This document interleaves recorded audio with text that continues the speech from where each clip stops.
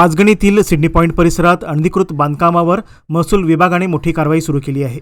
जिल्हाधिकाऱ्यांच्या आदेशानुसार महाबळेश्वरचे तहसीलदार सचिन मस्के यांच्या नेतृत्वाखाली आज सकाळपासून भला मोठा बंगला जमीनदोस्त करण्याची मोहीम हाती घेण्यात आली। अनिल विजय मडगावकर यांच्या मालकीचा हा बंगला अनधिकृत असल्याचा दावा महसूल विभागाने केला आहे। मोठ्या जेसीबी आणि मशिनरीच्या सहाय्याने सुरू असलेल्या या कारवाईमुळे महाबळेश्वर पाचगणी परिसरातील अनधिकृत बांधकाम करणाऱ्यांचे धाबे दणाणले आहेत। दरम्यान गोव्यात शिपिंग व्यवसाय करणारे अनिल विजय मडगावकर यांनी या कारवाईवर आक्षेप घेतला असून संबंधित बांधकाम कायदेशीर असल्याचे पुरावे माझ्याकडे आहेत असा दावा त्यांनी केला आहे। माझं नाव अनिल मडगावकर, मी गोव्याचा राहणारा आहे। माझा गोव्यामध्ये शिप बिल्डिंगचा बिझनेस आहे आणि मी पाचगणीला जमीन घेतलेली, सर्वे नंबर 3715, आणि तिकडे जुना बंगला होता तो रिपेअर केलेला आणि कंपाऊंड वॉल पण घातलेलं त्याला खूप वर्षापूर्वी। तर आज मला कळून आलं की कोण कलेक्टर की तहसीलदार की प्रांत कोणाची टीम आली आहे तिकडे आणि सगळी तोडफोड करायचं चाललं आहे म्हणून। तर हे कसं तोडफोड करतायत मला माहीत नाही, कारण मला काहीच नोटीस आलेली नाही आहे, डिमॉलिशनची नोटीस नाही आलेली, कसलीच नोटीस आलेली नाही आहे।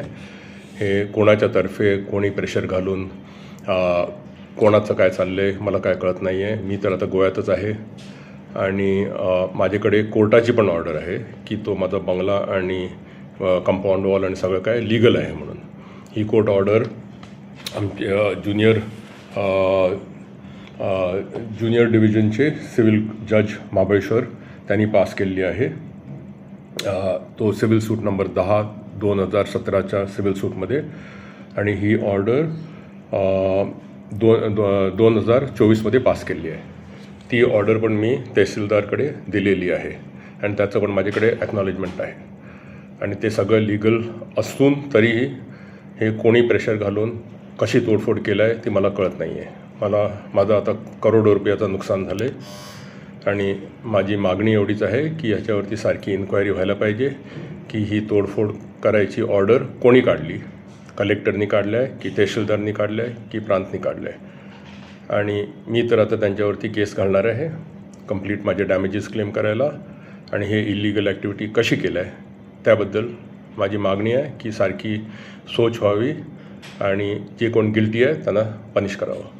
कोणतीही पूर्व परवानगी किंवा नोटीस न देता बांधकाम पाडण्यात येत असल्याची खंतही त्यांनी व्यक्त केली आहे।